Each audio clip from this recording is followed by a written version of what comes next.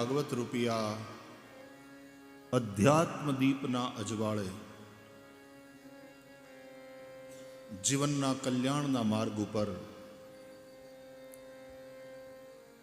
સંતો મહાપુરુષોના સથવારે આગળ વધીએ. વેદ્યમ વાસ્તવમત્ર વસ્તુ શિવદમ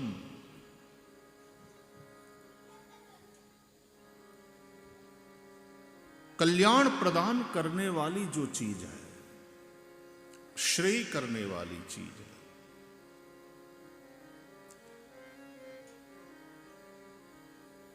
उसकी प्राप्ति श्रीमद् भागवत के माध्यम से होती है.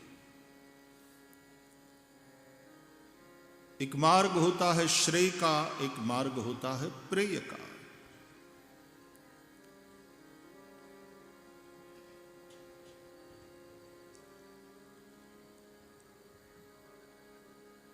પ્રેયનો માર્ગ શરૂઆતમાં ભલે બહુ સુખ દેનારો લાગે, પ્રેયનો માર્ગ બહુ આકર્ષક હોય છે. વિષય સુખની અંદર મન સ્વાભાવિકપણે જાય છે, પણ પરિણામે વિષમિવ, એનું પરિણામ છે વિષ. શ્રેય શરૂઆતમાં કદાચ કડવું લાગે, એટલું બધું આકર્ષણ એ માર્ગે ન હોય, પણ અંતે કલ્યાણ કરનાર. સિનેમા જોતા હોઈએ, ટીવી સિરિયલ જોતા હોઈએ, ત્યારે અમારું મન એમાં લાગતું નથી, આવી ફરિયાદ હોય કોઈની, એવું બને નહીં. પણ માળા કરતી વખતે અમારું મન નથી લાગતું, એવી ફરિયાદ ઘણાને હોય. માળા લઈને બેસું ત્યારે માયામાં મન ભટકે. ઘણીવાર તો આપણે માળા કરતા હોઈએ ને ત્યારે જ કરવા જેવા બીજા બધાય કામ યાદ આવે. અરે આ રહી ગયું, આ રહી ગયું, આ કરવાનું. માળા કરતી વખતે આમને આમ યાદ ના આવે. બોલો, તમે ટેલિફોન ઉપર હોય તો યાદ ના આવે, માળા લઈને બેસો એટલે સંસારના કરવા જેવા કામોની બધી યાદી મન તમારી નજર સામે મૂકે. મન જાણે એમ કહેતું હોય કે હવે જટ ઊભી થા, ભગવાન તો ભાવના ભૂખ્યા.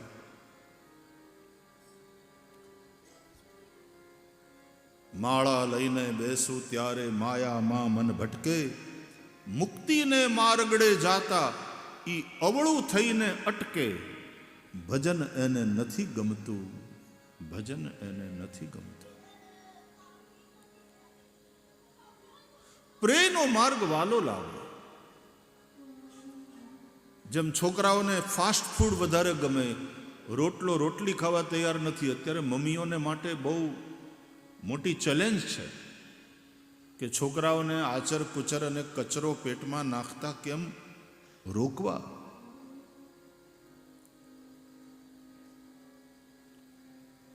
શ્રેયનો માર્ગ ભલે કડવો લાગે, એટલો આકર્ષક ન હોય. એટલા માટે મહાપ્રભુજીએ પુષ્ટિ માર્ગ, સેવાનો માર્ગ એવો બતાવ્યો કે રસરાજ પ્રભુની સેવામાં બધા જ રસ. એમાં સંગીત પણ આવે. એમાં તમને જેટલા પ્રકારની રસોઈની કળા આવડતી હોય એ બધી જ ભગવાનની સેવામાં સમર્પિત કરો. 56 ભોગ, અલગ અલગ વસ્તુઓ બનાવી ઠાકોરજીને સમર્પિત કરો. સારામાં સારી રંગોળીઓ, સારામાં સારી પુષ્પમાળા, બજારથી લાવેલા મગાવેલા હાર નહીં, પોતાને હાથે ફૂલ ચૂંટી અને એમાંથી સિદ્ધ કરેલી માળા, એ ઠાકોરજીને ધરાવવાની સેવા. એટલે હું કયા કરું, પૂજા અને સેવામાં ફરક છે. પૂજા પણ શાસ્ત્રીય છે, સેવા પણ શાસ્ત્રીય છે, પરંતુ પૂજા વિધિ પ્રધાન હોય છે અને સેવા સ્નેહ પ્રધાન હોય છે. પૂજામાં આપણે ષોડશોપચાર પૂજા કરતા હોઈએ, ભગવાનને નૈવેદ્ય ભોગ લગાવવાનો આવે અને પછી પ્રાણાય સ્વા, અપાનાય સ્વા, વ્યાનાય સ્વા, ઉદાનાય સ્વા વિધિપૂર્વક જેમ બ્રાહ્મણો કે એ પ્રમાણે આપણે દેવતાઓને ભોગ લગાવીએ, ભગવાનને ધરીએ ભોગ સામગ્રી. 2 મિનિટમાં ભગવાન જમી લે. પણ તમે સેવા કરતા હો તો 20-25 મિનિટ, અડધો કલાક સુધી ભોગ એમ સરાવાય નહીં. તમને અડધો કલાક લાગે છે જમવામાં, નિરાતે આમ ટેરો આવ્યો હોય, ઠાકોરજી આરોગતા હોય. એ સેવા. પૂજા કરતી વખતે ઘણીવાર આવી શિયાળાની ટાઢમાં, ઠંડીમાં ભગવાનને કે દેવતાઓને સ્નાન કરાવવાની વાત આવે તો શીતળ જળથી તમે સ્નાન કરાવી દો. પણ સેવા કરતા હોય તો તમને ટાઢે પાણીએ નવાતું નથી આ ટાઢમાં, તો પછી ઠાકોરજીને માટે પણ અતિશય ગરમ પણ નહીં, ઠાકોરજીને કષ્ટ થાય એમ નહીં, હુફાળું જળ, એનાથી ઠાકોરજીને સ્નાન. આપણે સ્વેટર પહેરતા હોઈએ, આપણે ધાબળો ઓઢી અને સૂતા હોઈએ તો ઠાકોરજીને પણ ત્યાં સગડી અંગીઠી હોય, ઠાકોરજીને પણ એ પ્રકારના વસ્ત્ર ધરાવ્યા હોય. ઠાકોરજીને શયન કરાવતી વખતે એ ધ્યાન રાખવામાં આવે કે ભગવાનને બહુ ઠંડી ન લાગે. નકર્યા બુદ્ધિશાળી હોય ને કે ભગવાનને ઠંડી લાગતી હશે, ભગવાનને ગરમી લાગતી હશે.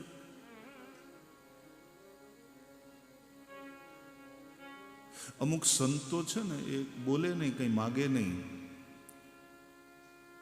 અને એ કંઈ બોલે નહીં એટલે ઓલા કંઈ જમાડે નહીં, અને પછી એમ કે અમારા બાપજી સાક્ષાત ભગવાન છે, એ કાંઈ ખાય નહીં પણ તમે ખવડાવો તો ખાય ને,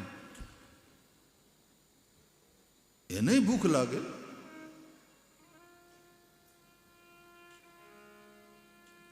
જથા દેહે તથા દેવે.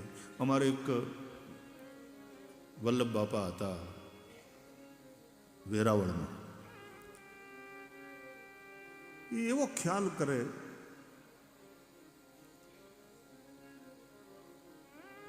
ગાડીમાં ગમે એટલા કલાક ચાલીને ત્યાં જેવા જઈએ ને એને ત્યાં એની સંસ્થામાં, એટલે પહેલાં બધા પગે લાગી લે તો ના પાડે, ઉભા રહો ભાઈ હમણાં આવશે, ઉભા રહો બધા, બેસો બેસો બાપા હમણાં આવશે. બાવડું પકડીને લઈ જાય બાથરૂમ પાસે, પહેલાં એ કરો, આટલે લાંબેથી આવ્યા છો, પેલા જરાક ફ્રેશ થઈ લો, હાથ પગ ધોઈ પછી.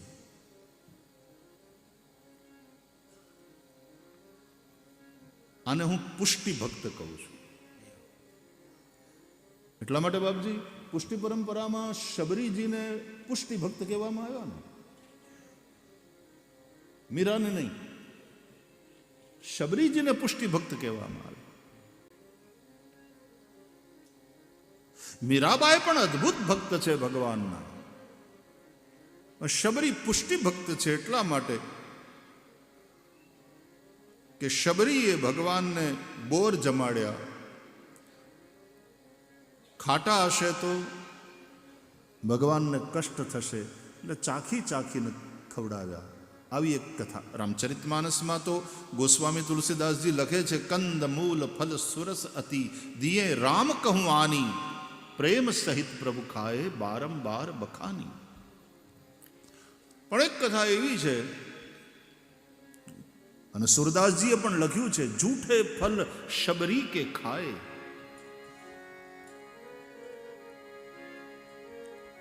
પ્રેમ બિબસ રઘુરાઈ, सबसे ऊंची प्रेम सगाई.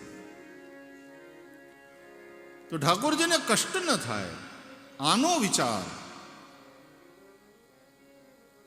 સેવા.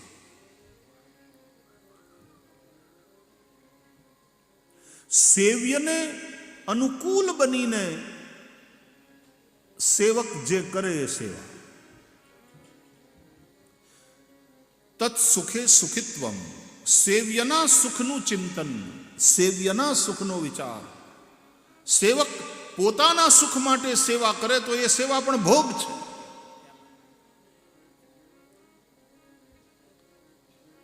સેવ્યના સુખનો વિચાર જેમાં હોય એમને સુખ મળે.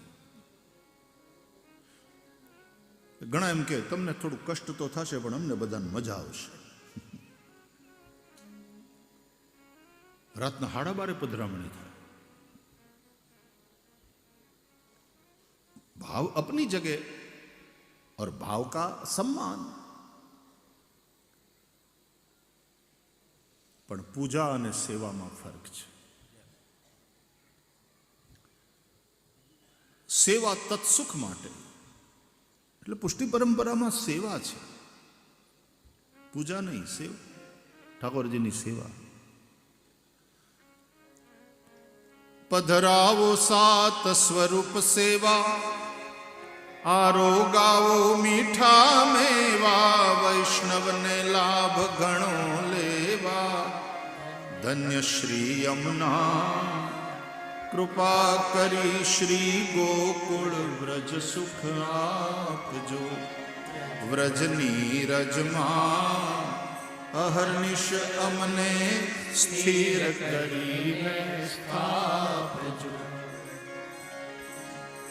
ચાલો તો થઈએ વ્રજવાસી, પરિક્રમા કરીએ 84. મારા જન્મ મરણની ટળી ફાંસી. ધન્ય શ્રી યમુના કૃપા કરી, શ્રી ગોકુળ વ્રજ સુખ આપજો. વ્રજની રજમાં અહર્નિશ અમને સ્થિર કરીને સ્થાપજો. શ્રી વૃંદાવનની વાટમાં નહાવું, શ્રી યમુનાજીના ઘાટમાં. વાલે રાસ રમાડ્યા રાતમાં. ધન્ય શ્રી યમુના કૃપા કરી, શ્રી ગોકુલ વ્રજ સુખ આપજો. વ્રજની રજમાં અહર્નિશ અમને સ્થિર કરીને સ્થાપજો. પધરાવો સાત સ્વરૂપ સેવા, આરોગાવો મીઠા મેવા. મને એક જણો કહેતો હતો, મને કે આ વૈષ્ણવને ત્યાં જઈએ ને તો આપણને એમ થાય કે હાલો ને એના ઠાકોરજીના દર્શન કરીએ. જેવા એમ કે દર્શન થાય તો ઠાકોરજી પોઢી ગયા. એ કે જ્યારે જાઓ ત્યારે ઠાકોરજીના પોઢેલા જોઈ. બાળ સ્વરૂપ છે વાલા, આનું નામ જ સેવા.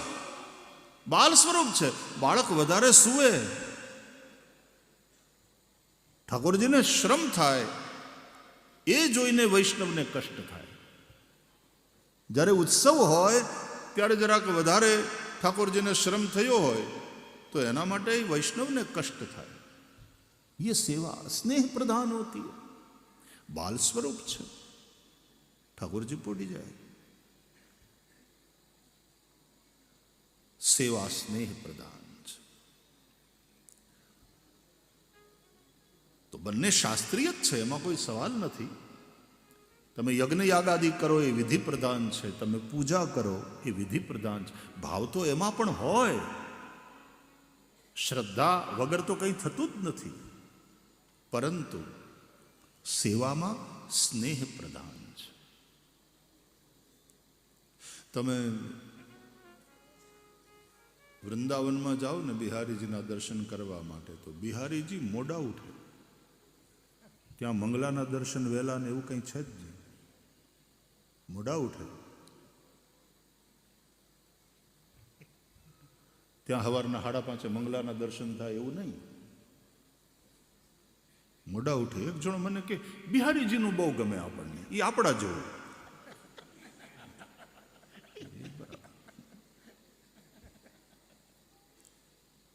રાસવિહારી છે પ્રભુ. રાત્રે દિવ્ય રાસ થયો. તમે બિહારીજીના મંદિરમાં જજો, ત્યાં સંગીત નહીં વાગે. સંગીત નથી. આપણે હવેલીમાં જઈએ, ધ્રુપદ ધમારના પદો ચાલતા હોય, સંગીત ચાલતું હોય, ઠાકોરજીની સેવામાં કીર્તનિયાજી ત્યાં બેઠા હોય,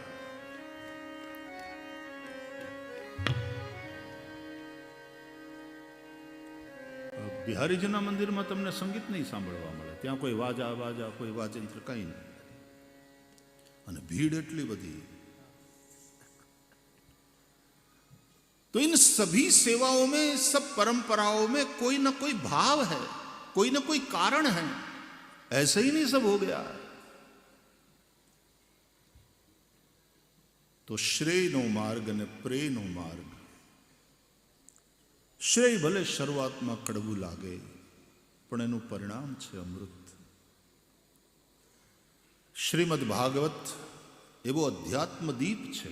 ભાગવતને પ્રકાશવાચક બે સંજ્ઞા વ્યાસજી આપી. એક અર્ક, સૂર્ય, પુરાણાર્કો અધુના ઉદિત, આવું લખ્યું છે. આજ આ પુરાણ અર્ક સૂર્ય ઉદિત થયો, અને જેમ સૂરજ ઉગે અને અજવાળા થાય, રાત્રિ સમાપ્ત થાય, અંધારું મટી જાય, એમ ભાગવત રૂપી સૂર્યનો પ્રકાશ થાય એટલે મોહની રાત્રિ મટી જાય, જ્ઞાનનો પ્રકાશ થાય.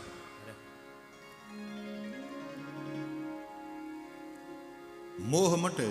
રામચરિતમાનસ અનુસાર મોહ ગયે બિनु રામ પદ હોય ન દ્રઢ અનુરાગ. ભક્તિ તો સંભવ છે, મોહ મટી જાય. અથવા તો શ્રીમદ ભાગવત અનુસાર ભક્તિનો ઉદય થાય એટલે મોહને હટે. જેમ સૂરજનો ઉદય થાય એ રાતને મિટાવી દે, અંધારું સમાપ્ત થઈ જાય, એમ શ્રીમદ ભાગવતના શ્રવણથી ભક્તિનો ઉદય થાય છે, ભક્તિ પ્રગટે, અને એ ભક્તિ શોક મોહ ભયાપહા, શોક મોહ અને ભય એ ત્રણેયનું હરણ કરનારી છે. યસ્યામ વૈ શ્રૂયમાણાયામ કૃષ્ણે પરમ પુરુષે ભક્તિરુત્પદ્યતે પુંસઃ શોક મોહ ભયાપહા. શોક મોહ અને ભય એ ત્રણેયનું હરણ કરનારી છે એવી ભક્તિ. તો ભાગવત પુરાણાર્ક જેમ સૂર્યથી બીજા બધા ગ્રહો પ્રકાશિત છે, એમ ભાગવત રૂપી સૂર્યથી બીજા બધા ગ્રંથો પ્રકાશિત છે. આવું શ્રીમદ ભાગવત. અર્ક એટલે સૂર્ય, અને પ્રકાશવાચક બીજો શબ્દ અથવા તો બીજી ઉપમા અધ્યાત્મદીપ. યસ્વાનુભાવમખિલ શ્રુતિસારમેકમધ્યાત્મદીપમતિતીતિર્ષતામ તમોંધમ સંસારિણામ કરુણયા પુરાણ ગુહ્યમ તમ વ્યાસસૂનુમુપયામિ ગુરુમ મુનીનામ. ભાગવત અધ્યાત્મદીપ છે. તો પ્રકાશવાચક આવી બે સંજ્ઞાઓ, સૂર્ય અને દીપક.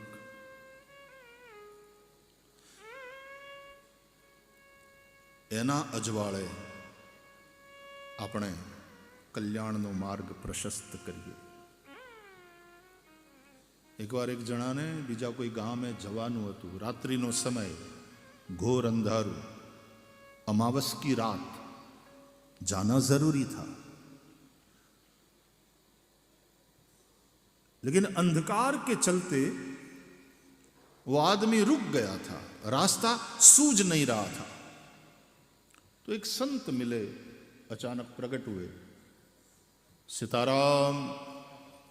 सीताराम बाबू. કેમ? રાતના બાપુ જવાનું છે, બાજુનું ગામ છે, ત્યાં જવું જરૂરી છે, અગત્યનું કામ છે. તો જા, ભગવાનનું નામ લઈને ઉપડ. એ કે પણ અંધારું બહુ છે, આમાં રસ્તો સૂઝતો નથી. સંતે કહ્યું ઊભો રહે. જોડીમાંથી એક કોડિયું કાઢ્યું, એમાં વાટ મૂકી, એમાં તેલ પીર્યું, એક બાટલી કાઢી જોડી. બાપુની પાસે બધું હોય, એની જોડી નાનકડી પણ એમાં હોય બધું. એટલે બાટલીનું ઢાંકણું ખોલી, તેલની બાટલી, તેલ ભરી દીધું, એના હાથમાં દીવો મૂક્યો, પ્રગટાવ્યો. લે, અંધકાર સમસ્યા છે તો આ દીવો સમાધાન. લે ઉપડ. એટલે એ કે પણ બાપુ સમસ્યા છે. એ કે હવે હે ને આ તને સમાધાન આપ્યું. તો કે નહીં, વાવડો આવે ને બુજાઈ જાય તો, પવન આવે અને આ દીવો બુજે. તમે દીવો તો પ્રગટાવીને આપ્યો પણ એ દીવો બુજાઈ જાય તો કે ઊભો રહે. પાછો જોડીમાં હાથ નાખ્યો એટલે ફોટો કાઢ્યો, ફાનસનો ફોટો હોય ને, સાધુઓની જોડી અક્ષય પાત્ર જેવી હોય. ફોટો કાઢ્યો અને એ દીવા ઉપર મૂક્યો. લે, વાવડો હવે નહીં બુજાવી શકે. લે ઉપડ. હાથમાં એ દીવો લઈ એટલે ફાનસનો ફોટો, એટલે રક્ષણ પણ થયું. ત્યાં વળી પાછો આમ જોઈને કે પણ બાપુ સમસ્યા છે.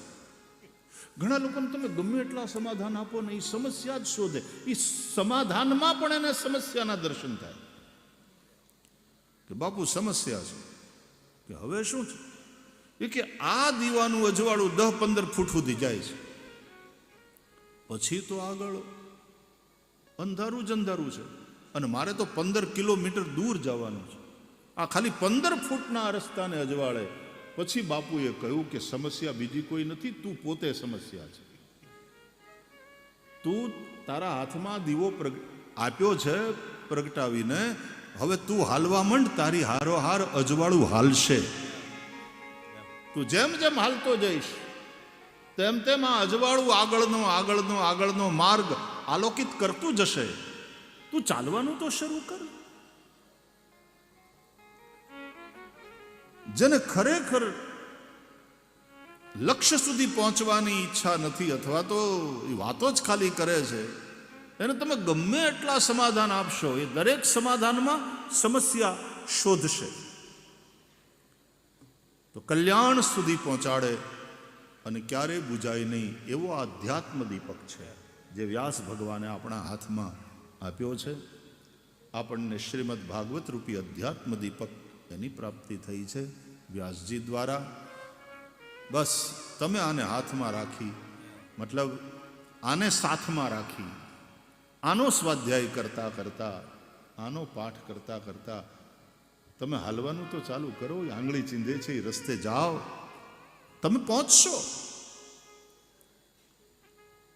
આ ભાગવતના રચયિતા વ્યાસજી છે, પણ કોની પ્રેરણાથી રચાયું, ક્યારે રચાયું, ક્યાં રચાયું અને કયા પ્રયોજનથી રચાયું, આવા 4 પ્રશ્ન સૂત મહારાજને શૌનકાદિકોએ પૂછ્યા છે. એક હોતા है प्रेरक, एक होता है पोषक, एक होता है संरक्षक. तो भागवतना प्रेरक कौन? कथाना आधारे एम कही शकाय कि श्रीमद भागवतना प्रेरक छे देवर्षि नारद, जे भक्ति मार्गना आचार्य छे. देवर्षि नारदनी प्रेरणाथी व्यासजीए श्रीमद भागवत जे चतुश्लोकी भागवतनो नारदे उपदेश कर्यो व्यासजीने, व्यासजीए एनो विस्तार कर्यो. नारदजी प्रेरक छे અને 4 શ્લોક દેવર્ષિ નારદે કહ્યા વ્યાસજીને. તો વ્યાસજી પોષક છે.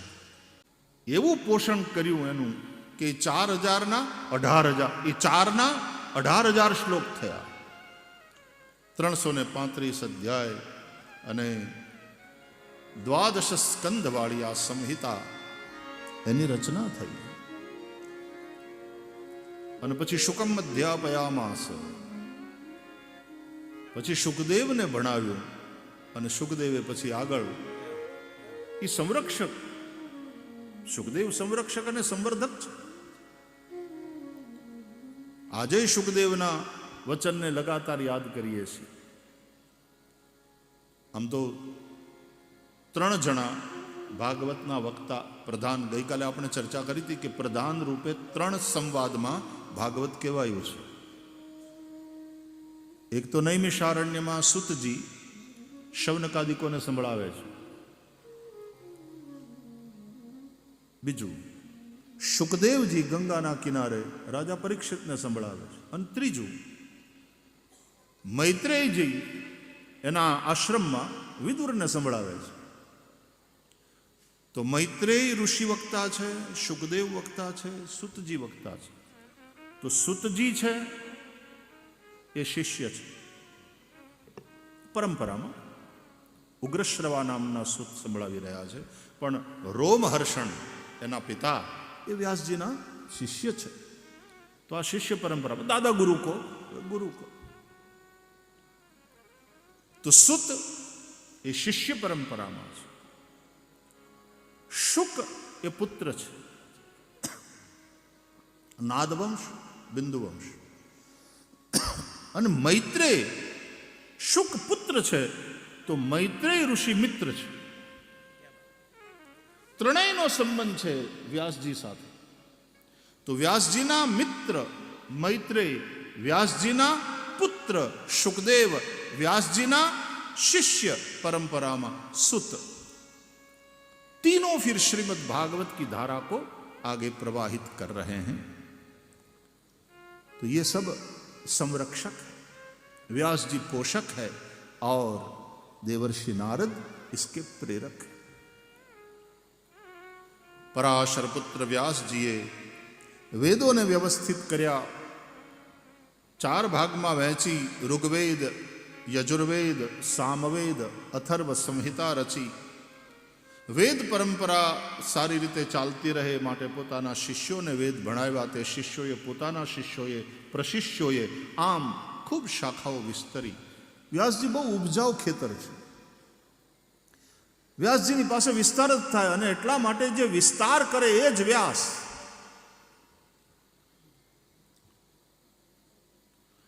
तो वेदों विस्तार कर्यो ए अर्थ में कि वेद परंपरा अनेक जगह वेदों ज्ञान पहोंचाड्यु.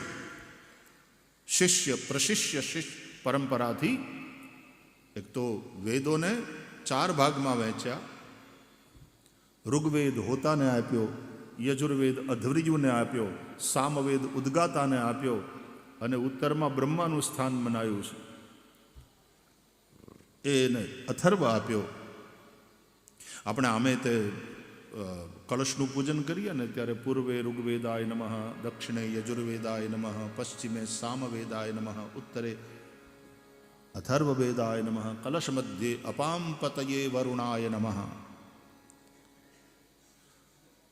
તો વેદ પરંપરા બરાબર ચાલે. પછી તો વેદની કેટલી શાખાઓ થઈ, પ્રશાખાઓ થઈ. વેદોનો અધિકાર બધાને નહીં. जो अहींया अधिकारनो अर्थ हक एवो नहीं करता. अधिकारनो अर्थ छे योग्यता. श्रीमद् भागवतनो पण प्रथम स्कंद अधिकार लीला छे. जेनी जेवी योग्यता, जेनी जेवी पात्रता. कुपात्रनी आगळ वस्तु न वावीए पानबाई, त्यां समजीने रहीए चूप.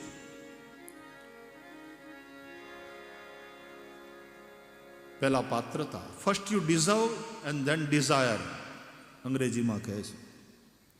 तो अधिकार लीला त्या पात्रतानी वात छे, योग्यतानी वात छे. तो वेदों में जेनो अधिकार नथी,